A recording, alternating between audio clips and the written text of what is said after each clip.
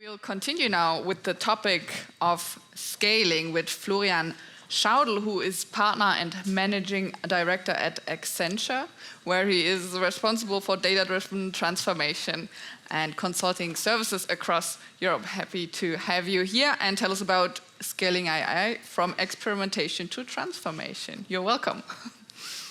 Thank you.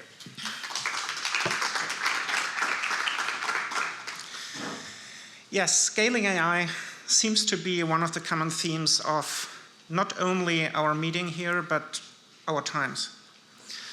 And as every party needs a party pooper, I'm actually happy to be that. Because I don't know how you feel, but I start to feel quite down when I think about what we jointly have achieved with AI over the last 10, 20 years. Obviously, we all in this room, and that's the reason why we are here, are really excited about the opportunities of AI. We are excited about, and we heard that in the first keynote, the trillions of dollars on value that actually can, or at least should be realized by using data and AI much better than we do today. However, if we think about the reality of our day-to-day work, it sometimes feels like an uphill battle. It feels like, we are the, let's call it the enlightened few that got the message, but, the rest of the world didn't get it. And being a consultant, I listen to my clients, and one of my clients put it once in a very catchy quote when he said, I'm investing millions, literally millions of euro into data and AI and have been doing so for the last decade. And it feels like I'm having more pilots in data and AI than Lufthansa has pilot, but still I'm not getting anywhere. And the question is, first of all, is that real? And obviously, secondly, what do we do about it? So after a kind of a depressing start, let's start with good news for all of us. Data and AI has really made it into the boardrooms. It's no longer, and this thing doesn't seem to work, it's no longer only people like us talking about that who are excited anyways. Over the last decade, more and more of the business people up to the top leadership of organizations have come to the point that they really believe that data and AI can change their business. And this is really what I'm talking about. It's really about changing businesses by use of data and AI. And this is what we like to call data-led transformation. It's not about thinking about the next use case. Yes, the next use case is important and value is created by implementing individual use cases. But in the end, it's really about how do organizations change? How do they change their approach of working together internally? How do they change their approach of creating value for customers by using all of they can from data and AI? And how do they harvest the value they have created with data and AI? And obviously, before you can get the money from the ATM, you somehow need to create it. And that seems to be one of the big challenges. So what did we do about it? We tried to figure out why is that the case. And we asked literally thousands of people, what does it take to realize value from data and AI? And this is the result. And, like always, if you do statistical analysis, the results doesn't look very surprising. It all clusters into three buckets. First one, obviously, value realization. You have to have a good understanding of how value is actually created. Second is intelligent platform. Yes, you need technology for that. You need data for that, because without data, it's not data and AI. And third, it's talent and change. Those three are the pillars of how we build value from data and AI. And basically everybody understands and everybody agrees, so why is it so hard? So next question, what does it take to make it successful, or why does it fail in many cases? Again, results from a broad survey, and I will start why data and AI projects don't fail and why scaling doesn't fail. And both from my own experience as well as from results of such surveys, it's always the same. You hardly find any data and AI project where people say it failed because we didn't find the right model to actually model what we wanted to do, or we couldn't implement the right technology. Models are out there. Technology is out there. It can be used. Most of that can be used off the shelf. And yes, there are some hard problems that require some more sophisticated models, but this is not why data and AI projects fail. Another reason why they don't fail, and this was for me at least a little bit surprising, there's comparatively few people out there who say our data and AI project failed because we didn't have the right data. Most of you are around for a longer time in that space, and you can remember this was one of the core questions we always had. We said, you know, we have so great ideas, we have great models, academia has done a great job in pushing the boundary of what can be done with data and AI. However, we don't have the real-life data, and therefore we can't apply them. 10 years ago, it was we didn't have the compute capacity, then it was we don't have the right data. But these times seem to be overcome. Only very few people say, you know, we didn't have the data or data quality is insufficient. And yes, we know in reality, if you implement them, data quality is a challenge, but it's not the core reason. The core reason why data-led transformations fail is because of the people. It's because of a lack of talent. It's because of a lack of cultural adaptation. It's a bit because of short-term investment, especially in the times we are there. But it's in general a lack of people.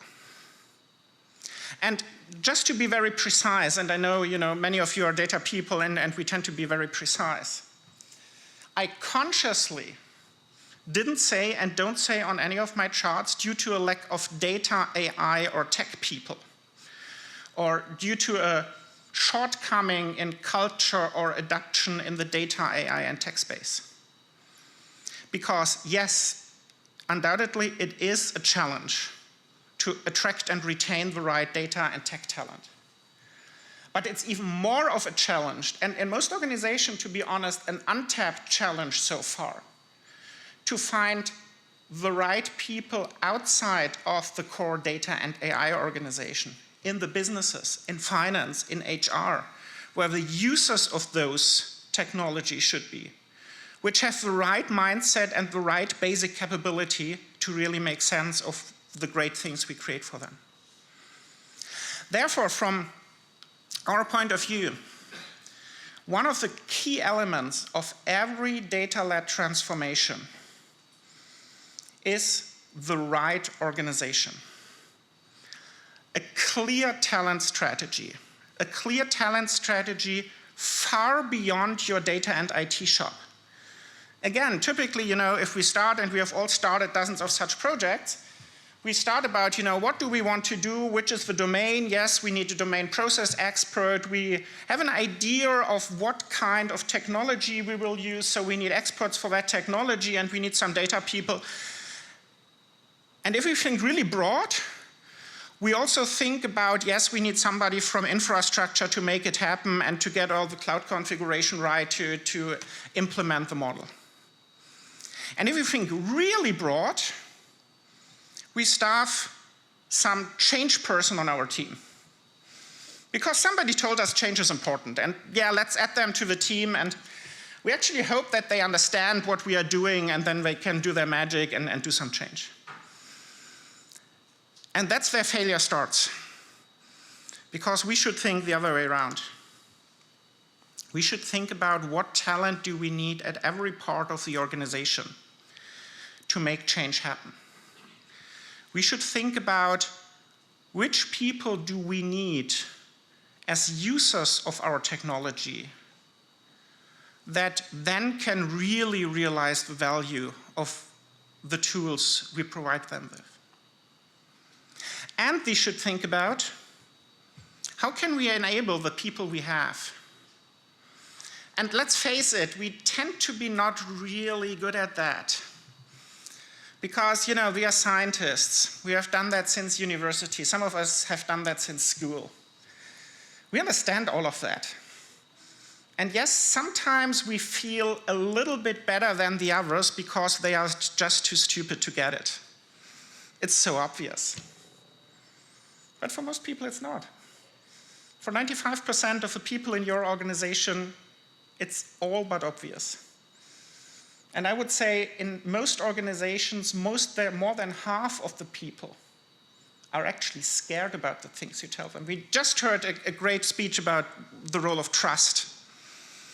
We have to realize people are scared about what we do. And how could somebody who's scared about a tool be efficient in using that? If you're scared about a chainsaw, and I am, I have to admit, you will never be good at cutting trees.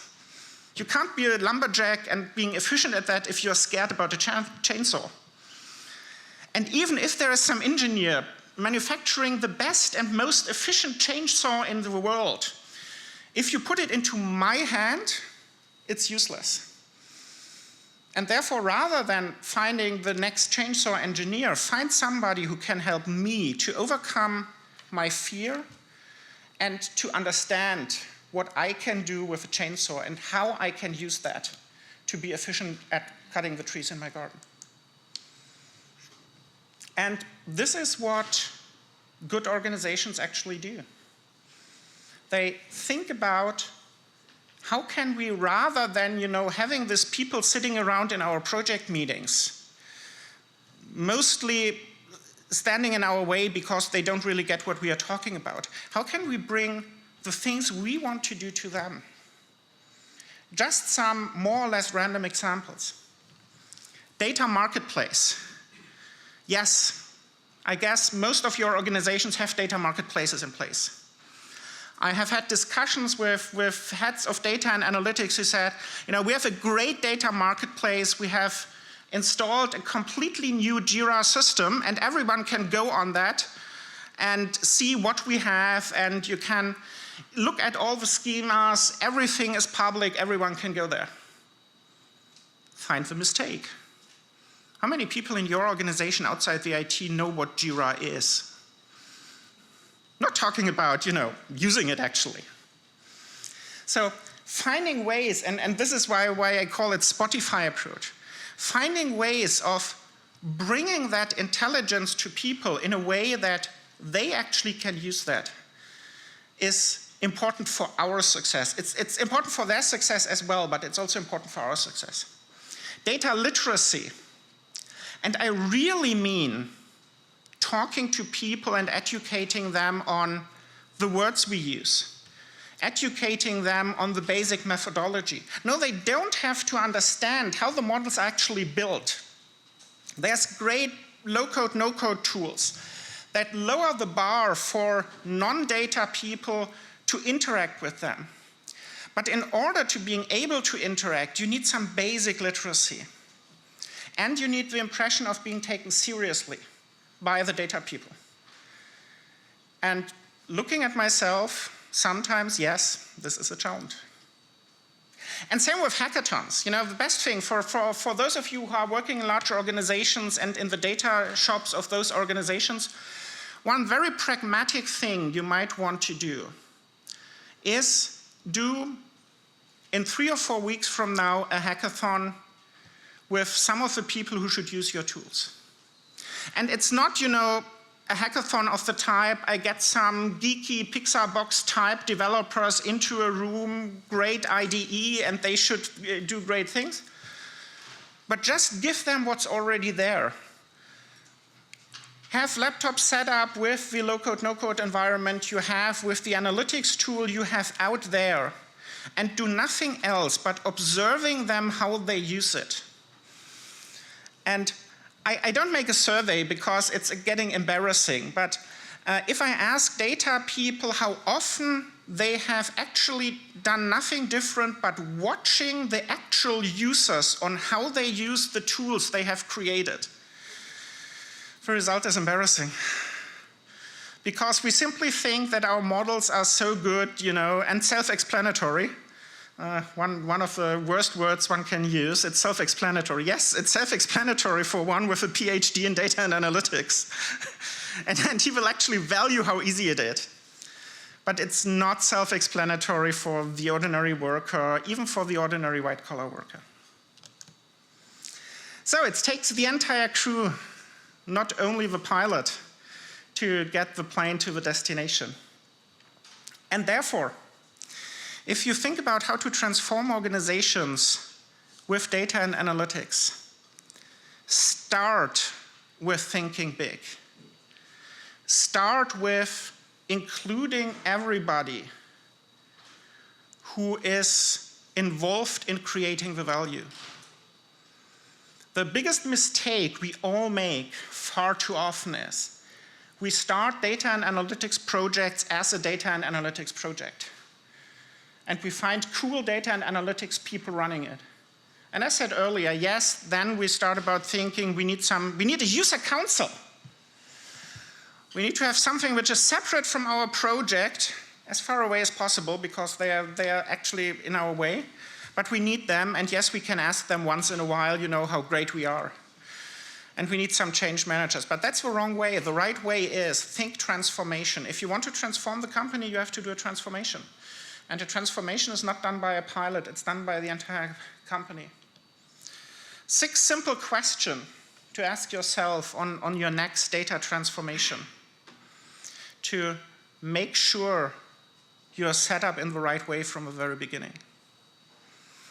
And you know, if there's one thing to take away from what I've said is, there's hardly any data project that failed due to failure in technology. This is the one thing we all should keep in mind. Not saying technology is easy, not saying models are easy, not saying getting the right data is easy, but this is not why projects fail. We are damn good at making sure they don't because of that. And now if we become better at making sure they don't fail due to all of the other reasons, they don't fail due to missing involvement of the people who actually need to make them successful, then we can all catch the prize. Thank you.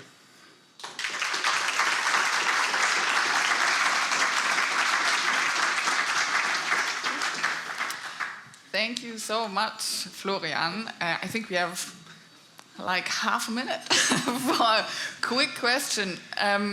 I was very impressed that you laid so much a highlight on data literacy. So it's a whole organizational effort. Where does it need to be like steered from within the organization? Like, because we did the Bitkom study and only in a few companies it's actually the CEO driving the topic. What do you think? Maybe very quick, where should it be located within an organization? Yeah, pretty easy. Data literacy should be at the very same place where linguistic literacy is, their electric literacy is. It is core of the entire HR process. As we don't hire people these days in many organizations who are not fluent at least in German and English, because if it's an international organization, you need to be fluent in German and English for many jobs. We shouldn't hire people, even in operational jobs, which don't have basic fluency in data and analytics. And as we have workforces already, we need to make sure we train those people in basic literacy and offer them to help them to make them better.